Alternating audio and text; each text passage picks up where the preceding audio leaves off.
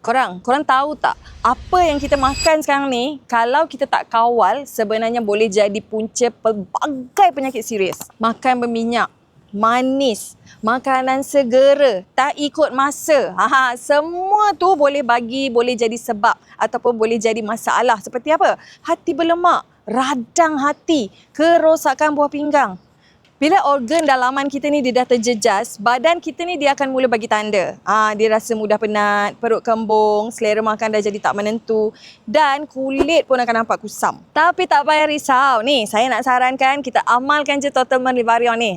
Dia khas, ada bahan semula jadi yang memang boleh tolong untuk menyokong fungsi hati. Dia dapat bantu sikitkan toksin dalam badan. Dia dapat kurangkan organ dalaman kita ni bekerja. Yang paling best, dia dapat bantu badan kita ni rasa lagi ringan, rasa lagi segar.